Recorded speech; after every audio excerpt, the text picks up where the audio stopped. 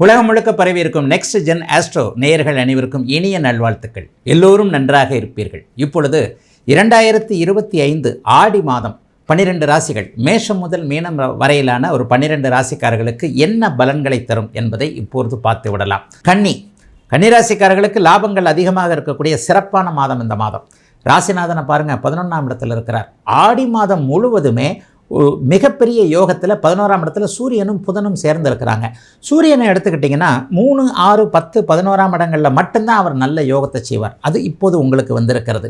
மாதம் முழுவதும் 11ஆம் இடத்தில் நண்பருடன் கூடிய ஒரு அமைப்பில் ராசிநாதன் வலுவாக இருப்பது புத்திசாலித்தனமான அமைப்புகளில் இருக்கக்கூடிய இந்த சிஸ்டம்னு சொல்லுவாங்க இல்லையா, கம்ப்யூட்டரு, சாஃப்ட்வேரு, இது சம்பந்தப்பட்ட விஷயங்கள் அல்லது நேர்மையான தரகு என்று சொல்லப்படக்கூடிய ஒரு ரியல் எஸ்டேட்டில் வாங்கி விற்கக்கூடிய அமைப்பில் இருக்கக்கூடியவர்கள், இணையத்தில் எப்போ பாரு ஃபேஸ்புக்கு, வாட்ஸ்அப்பு, இன்ஸ்டாகிராம்னு கிடக்கிறீங்க இல்லையா, இந்த மாதிரியான புத்திசாலித்தனமான அமைப்புகள் சமூக ஊடகங்களில் பிரபலமாக வேண்டும், எழுத்துத்துறையில் பெரிய அளவில் ஆகணும், சினிமாவில் அப்படி நடிக்கணும், சினிமாவை இயக்க வேண்டும் என்கின்ற ஒரு தொடர் முயற்சியை கொண்டிருக்கக்கூடிய அத்தனை கன்னிராசிக்காரர்களுக்கும் இந்த மாதத்தில் குறிப்பிடத்தக்க அளவிற்கு நல்ல வெற்றிகள் கிடைக்கக்கூடிய அருமையான அமைப்பு இந்த மாதத்தில் உண்டுங்க.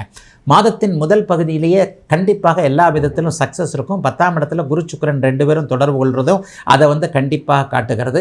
6இல் ராகுவும் 12இல் கேதுவும் இருக்கிறத பார்த்தீங்கன்னா எதிர்ப்புகள் அப்படியே அடிபணியக்கூடிய தன்மைகள் இப்போது கண்டிப்பாக உண்டு. என்ன அடிபணியும்?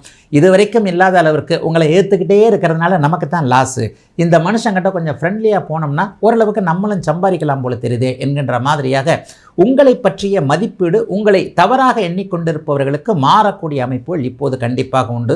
கடன் நோய், வம்பு வழக்கு, அசிங்கம், கேவலம் பக்கத்திலேயே வராது. 6ஆம் இடத்தில் குருவின் பார்வையில் இருக்கக்கூடிய ராகு மிகப்பெரிய அளவில் உங்களை நல்லாவே வைப்பார். ஆகவே எதை பற்றியும் கவலைப்பட வேண்டாம். தொட்டது துலங்கக்கூடிய நல்ல அமைப்பு.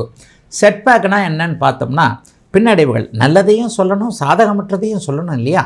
அப்போ ராசியில் ஆடி மாதம் பிற்பகுதியில் 15ஆம் தேதிக்கு பிறகு செவ்வாய் உட்காந்துடுறார். முணுக்குன்னு கோபம் வரும். உங்கள் எல்லாருக்குமே கோபம் வருதுன்னா என்ன? நம்ம எதை ஒன்று நினைக்கிறோமோ அதை செய்து முடிக்க முடியாதபடி ஏதாவது ஒரு இடைஞ்சல் வந்தால் அந்த இடத்துல கோபம் வந்து விடுகிறது இல்லையா. உங்களுடைய இயல்பு கோபம் வருவது அல்ல.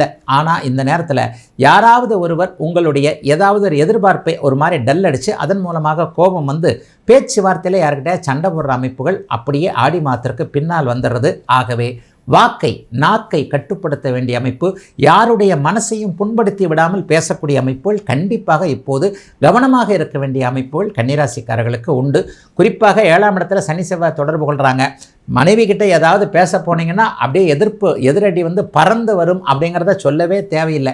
கணவன் மனைவி உறவு கொஞ்சம் கசப்பாக பின் 10 நாட்கள் வந்துடும்.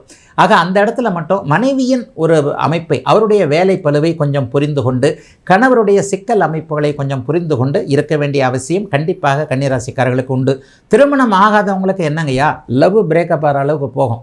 லவ் விஷயத்தில் இப்படி தான், ஒன்று கணவன் மனைவி அல்லது காதலன் காதலி. இந்த 7ஆம் இடத்தின் அமைப்புகள் சனி செவ்வாய் தொடர்பில் வருவதால் எதிர்பாலினத்தவர் என்ன நினைக்கிறார் என்பதை புரிந்து கொள்ள வேண்டிய அவசியம் இருக்கக்கூடிய மாதமாக அமைந்திருக்கிறது கன்னிக்கு இந்த ஆடி மாதம்.